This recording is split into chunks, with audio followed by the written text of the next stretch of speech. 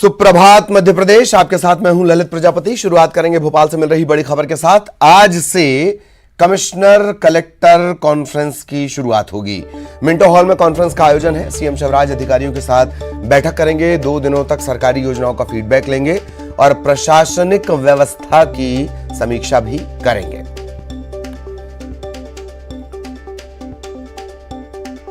तो आज से मिंटो हॉल में कलेक्टर कमिश्नर कॉन्फ्रेंस, जमीनी स्तर पर क्या योजनाओं की स्थिति है, कहां क्या कमियां हैं, कैसे उन्हें दूर किया जाना है,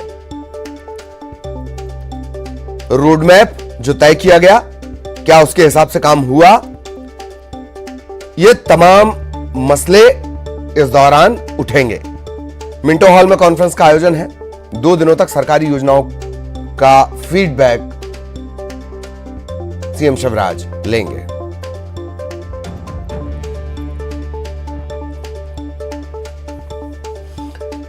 सहयोगी शैलेंद्र इस वक्त हमारे साथ जुड़े हुए हैं। सीधा आपको लिए चलेंगे। शैलेंद्र, आज से कमिश्नर कलेक्टर कॉन्फ्रेंस, यात्राओं के दौर भी चलने वाले हैं और इन सब के बीच कोई कोताही बर्दाश्त नहीं कर रहे हैं मुख्यमंत्री। बताएं क्या अपडेट। बिल्कुल, जिस तरह से पिछले 3 साल से प्रत्यक्ष तौर पर ये कॉन्फ्रेंस शुरू नहीं हो पाई या नहीं हो पाई थी क्योंकि कोविड का कार्यकाल चल रहा था और ऐसे में इन लोगों को यहाँ नहीं बुलाया जा रहा था। अब तक जो 3 साल की अगर बात करूं तो लगातार मुख्यमंत्री शिवराज सिंह चौहान वीडियो कॉन्फ्रेंसिंग के माध्यम से कॉन्फ्रेंस करने में लगे हुए थे, लेकिन अब चूंकि कोविड का दौर नहीं और ऐसे में अब चुनाव का साल भी हो और ऐसे में सभी कलेक्टर कमिश्नर्स को भोपाल बुलाया गया है। और जैसा कि आपने कहा कि सरकार की विभिन्न जो फ्लैगशिप योजनाएं हैं उनका जमीनी धरातल पर किस तरह से क्रियान्वयन हो रहा है, कि क्या आम लोगों को उसका लाभ मिल पा रहा है या किस तरह की कमियां अगर उन योजनाओं को संचालित करने में हो रही हैं तो आखिर किस तरीके से उनको दूर किया जाए, ये सारी बातें जो है बस 2 दिन के बैठक में होगी। इसके साथ ही एक बात और बता दूं कि कल का जो सेकंड हाफ का समय है वो 1 to 1 मुलाकात के लिए सीएम ने आरक्षित किया है। यानी कुछ जिले हैं जहां चिन्हित किए हैं, या तो वो जिले ऐसे हैं जहां पर बहुत अच्छा काम हुआ है तो ऐसे अधिकारियों के साथ चर्चा करेंगे कि आखिर उनके जिलों में बेहतर काम कैसे हुआ और उसको दूसरे जिलों तक कैसे पहुंचाया जा सकता है।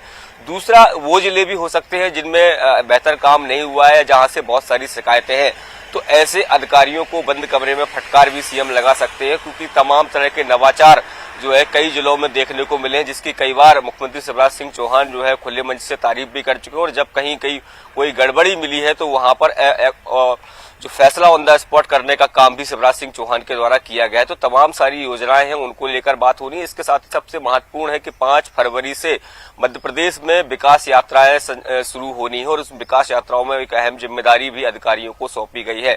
तो ऐसे में जो योजनाएं संचालित की जा रही थी और जो अब विकास यात्राएं होनी है उसकी क्या तैयारी है। पैसा एक्ट को लेकर एक महत्वपूर्ण जो था कि उसको लेकर भी जन जागरण अभियान करना है। सरकार न केवल जनप्रतिनिधि बल्कि जो अधिकारी थे उनको भी अपने अपने स्तर पर पैसा एक्ट के बारे में प्रचार प्रसार करना था, तो उसकी क्या स्थिति। इस तरह की तमाम जो योजनाएं हैं उस सबको लेकर 2 दिन तक राजधानी भोपाल में मंथन का दौर जारी रहेगा। जी चलिए, बहुत बहुत शुक्रिया आपका शैलेंद्र इस तमाम जानकारी के लिए। सहयोगी शैलेंद्र विस्तार से जानकारी दे रहे थे। इधर खेलो इंडिया यूथ गेम्स का रंगारंग आगाज हो चुका है। राजधानी भोपाल के चीची नगर स्टेडियम में एक भव्य आयोजन में केंद्रीय खेल मंत्री और प्रदेश के मुख्यमंत्री समेत कई दिग्गज हस्तियां मौजूद रहीं। मध्य प्रदेश इस बार खेलो इंडिया के सभी 27 खेल में भागीदारी कर रहा है। 470 सदस्यीय दल है और इसमें एकेडमी के अकेले 146 खिलाड़ी हैं। गेम्स में देश भर के 6000 तकरीबन खिलाड़ी अपना हुनर दिखा रहे हैं। प्रदेश के 8 जिलों में 27 खेलों का आगाज हो रहा है और खिलाड़ी लगातार अपना दम दिखा रहे हैं। धन्यवाद। उन्होंने मेजबानी का ये अवसर मध्य प्रदेश को दिया है। मैं मध्य प्रदेश में सभी खिलाड़ियों का देश के दिल में हृदय से स्वागत करता हूं, अभिनंदन करता हूं। अद्भुत आयोजन होगा ये। प्रधानमंत्री नरेंद्र मोदी जी का एक सपना कि लगातार खेलों को आगे बढ़ाना है। खेलेगा इंडिया तो खिलेगा इंडिया, और इसी सोच के साथ ये प्लेटफॉर्म खड़ा किया गया कि हजारों खिलाड़ी देश के कोने कोने से इसमें भाग लें। और मुझे प्रसन्नता इस बात की है कि 5वां खेलो इंडिया यूथ गेम्स का आयोजन कहीं और नहीं, मध्य प्रदेश में हो रहा है। प्रदेश के साथ साथ देश के सबसे साफ शहर इंदौर में भी खेलो इंडिया यूथ गेम्स की शुरुआत हो चुकी है।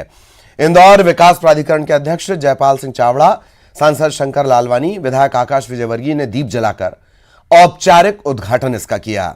इस दौरान स्कूली छात्रों ने रंगारंग कार्यक्रम पेश किए। पहले दिन टेबल टेनिस की प्रतियोगिता हुई। इंदौर में 4 मैदानों पर 6 खेलों की प्रतियोगिताएं होनी हैं। इसमें टेबल टेनिस है, बास्केटबॉल है, फुटबॉल है, कबड्डी है, लॉन टेनिस है और वेट लिफ्टिंग शामिल है।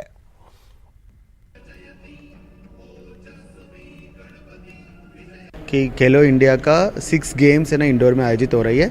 जैसे कि इंडोर के ना परंपरागत है ना स्वागत है, वो हम लोग ने खिलाड़ियों को है ना रिसीव कर रहे हैं उसके माध्यम से।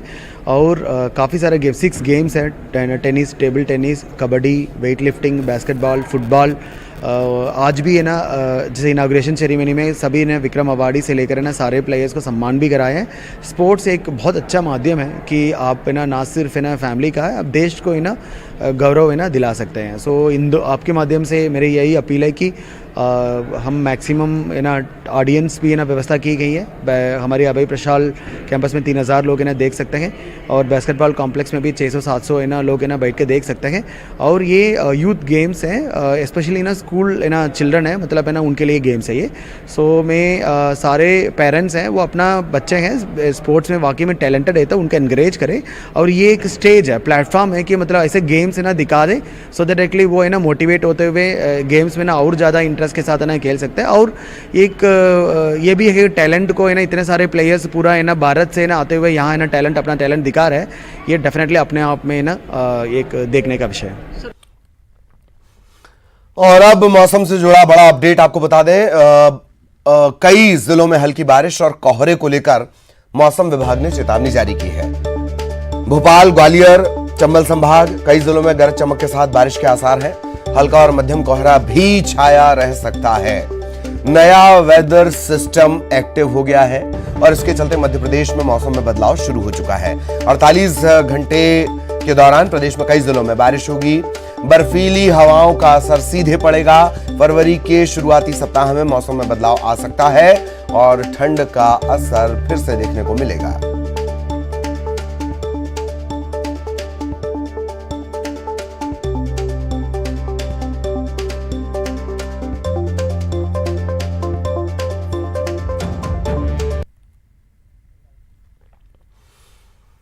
और अब ग्वालियर से बड़ी खबर। ग्वालियर चंबल अंचल में बारिश का दौर लगातार जारी है। 24 घंटे में शिवपुर के कराहल में 23 मिलीमीटर बारिश हुई है। शिवपुरी की बैराड़ तहसील में 14 मिलीमीटर बारिश हुई है। मुरैना जिले में 12 मिलीमीटर बारिश हुई है। पहाड़गंज, बागेश्वर ऐसे आधा दर्जन गांव है जहां ओलावृष्टि हुई है। बारिश के चलते ग्वालियर चंबल अंचल में सुबह से कोहरा छाया हुआ है। विजिबिलिटी 100 मीटर से भी कम है। कोहरे के चलते 12 ट्रेन 4 घंटे की देरी से चल रही हैं। सहयोगी शैलेंद्र लगातार हमारे साथ बने हुए हैं। शैलेंद्र, नया वेदर सिस्टम एक्टिव हो चुका है और बहुत तेजी से अब तब्दीलियां होंगी मौसम में। हालांकि फरवरी की शुरुआत में कुछ राहत मिल सकती है आखिर में, मतलब फरवरी के मिड में। शैलेंद्र,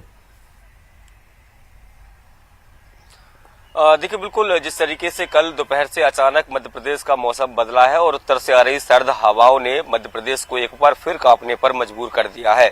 चूंकि ग्वालियर चंबल संभाग का इलाका उत्तर की तरफ से सबसे पहले पड़ता है और यही कारण है कि वहां पर सबसे अधिक सर्दी का प्रकोप वहां के लोगों को देखना पड़ रहा है। न केवल वहां पर सर्द हवाएं बल्कि बारिश और ओलावृष्टि ने लोगों की परेशानियां बढ़ा दी हैं। पहले भी वहां पर लगातार कुछ दिनों तक बारिश का दौर देखने को मिला था और उसके बाद अब एक बार फिर वहां पर जो नया सिस्टम डेवलप हुआ उसके बाद वहां फिर से एक बार बारिश भी दर्ज हुई है और कई इलाकों में ओलावृष्टि भी हुई है। और अगर राजधानी भोपाल और उसके आसपास के इलाकों की बात करूं तो उत्तर से आ रही हवाएं जो है न केवल ग्वालियर चंबल संभाग बल्कि भोपाल संभाग को भी सर्द बना रही है। अगर यहाँ की बात करूं तो कल दोपहर से जिस तरह से लगातार धूप निकली थी और उसके बाद लगभग 5 से 6 डिग्री तापमान अचानक से गिर गया है। मौसम विभाग का कहना है कि ये नया जो सिस्टम बन रहा है, हालांकि पहले ये बताया गया था अनुमान मौसम विभाग की तरफ से कि 28 और 29 तारीख को ये वेदर सिस्टम जो है वो लागू हो जाएगा, लेकिन एक दिन वो लेट लागू हुआ और 30 तारीख से यानी कल से मध्य प्रदेश के मौसम में लगातार बदलाव देखने को मिल रहा है। और ये बदलाव जो है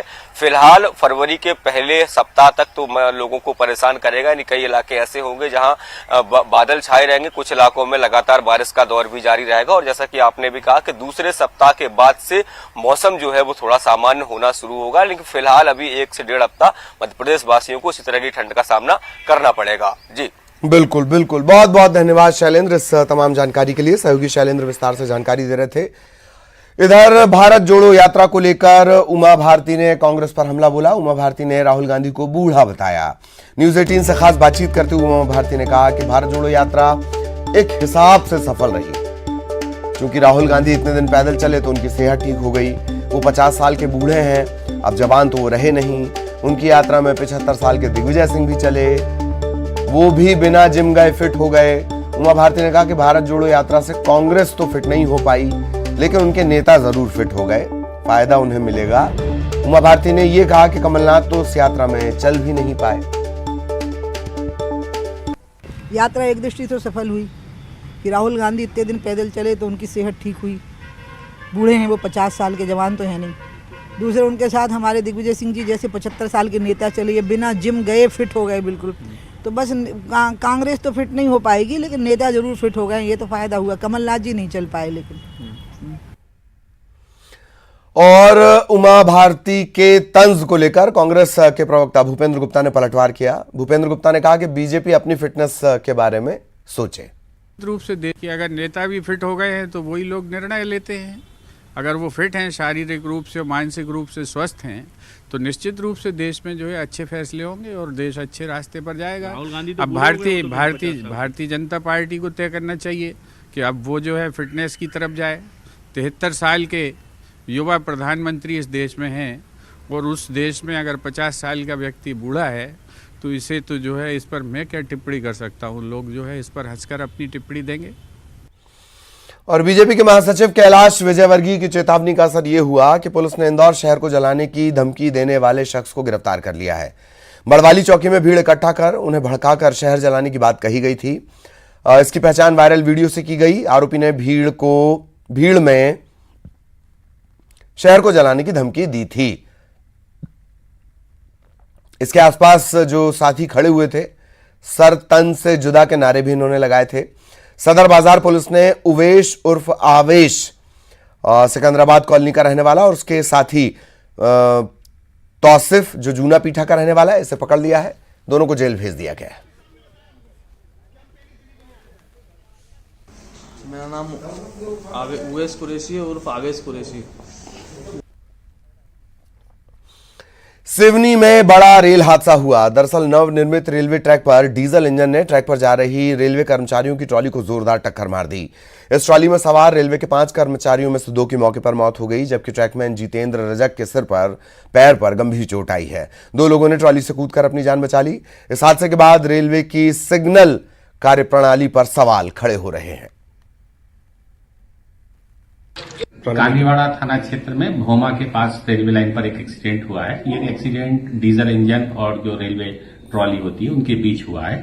इस दुर्घटना में अभी तक जो जानकारी मिली है उसके मुताबिक 2 लोगों की मृत्यु मौके पर हो गई है, जिसमें एक इंजीनियर राज समूज यादव हैं और दूसरे लल्लन यादव हैं।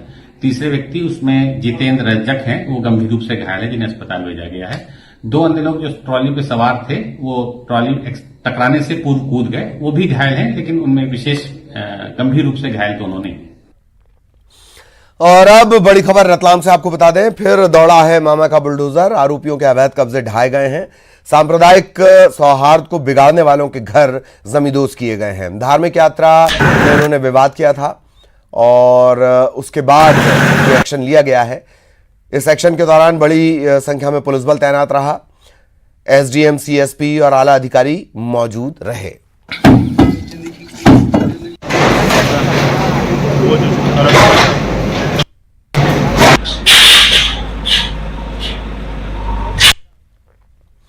खबर देवास से, यहां सरकारी राशन की कालाबाजारी का मामला सामने आया है। कालाबाजारी की सूचना पर नायब तहसीलदार अभिषेक चौरसिया और पटवारी लक्ष्मी नारायण पाटीदार ने एमजी रोड स्थित एक जनरल स्टोर के पास अनाज गोदाम पर दबिश दी।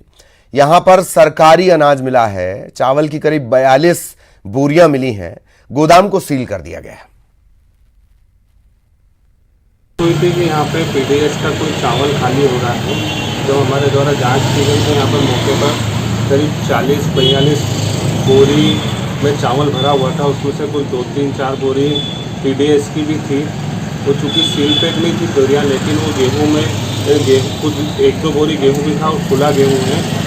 तो उस संबंध में जब व्यापारी से चर्चा की गई तो उसके द्वारा कोई वैध दस्तावेज नहीं बताया गया इन चावल और गेहूँ के बारे में। तो प्रथम दृष्टया ये मामला संदिग्ध पाया गया।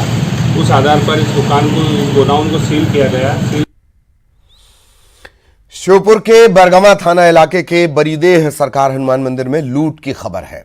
यहां 5 हथियारधारी बदमाशों ने मंदिर के महंत और श्रद्धालुओं को हथियारों की नोक पर बंधक बनाया, लूटपाट की। मंदिर के महंत का कहना है कि सीने पर बंदूक लगाकर तकरीबन 1.5 घंटे तक बदमाश मंदिर में लूटपाट करते रहे। अपराधियों की जल्द गिरफ्तारी की मांग की गई है। डीएसपी मनीष यादव का कहना है कि मंदिर में लूटपाट की शिकायत मिली है, कार्रवाई जारी है। 5 लोग आए, वहाँ से बंदूक कट्टा जैसे कट्टा लगा के आए, टपाटप जूता नहीं पहने, जूता नहीं खोले मैंने बेटा, सीधी चले आए। एक भैया हमारे भगत यहीं खड़ा, तो वो हमारे पास में खड़ा हुआ, तेरे पास हमने बोली चलो तू निकल जाए। श्योपुर के थाना बरगवा क्षेत्र में बरीदा हनुमान जी का एक मंदिर है कोटरा के जंगल में। वहाँ पर एक चोरी का मामला सामने आया है, जिस पर फरियादी जो है उन्होंने अपराध दर्ज कराया है और उसमें जो संदिग्ध हैं उनकी तलाश की जा रही है, विवेचना जारी है। जैसे ही कोई अपडेट होगी आपको बताएंगे। खबर उज्जैन से। यहां महाकाल थाने के रामघाट रोड के पास खैया इलाके के लोगों ने हंगामा करते हुए चक्का जाम कर दिया। दरअसल मामला मकान खाली करने का है। सुप्रीम कोर्ट के फैसले के बाद पुलिस मकान खाली करवाने गई थी, इस पर कुछ लोगों ने हंगामा कर दिया। हालांकि इन सभी को मकान खाली करने के नोटिस जारी किए गए थे। इस दौरान पुलिस के समझाने पर जब लोग नहीं माने तो हल्का बल प्रयोग भी करना पड़ा। मामला 80 के दशक का है। बुरहानपुर में 3 फरवरी से कथावाचक प्रदीप मिश्रा की कथा का आयोजन हो रहा है। इसके लिए शिव महापुराण आयोजन समिति ने शहर में भोले की बारात निकाली। शहर के गणपति मंदिर से ये बारात शुरू हुई, अलग अलग रास्तों से होती हुई शिव मंदिर में जाकर समाप्त हुई और शिव महापुराण कथा का श्रवण करने के लिए सभी से पहुंचने की अपील की गई है।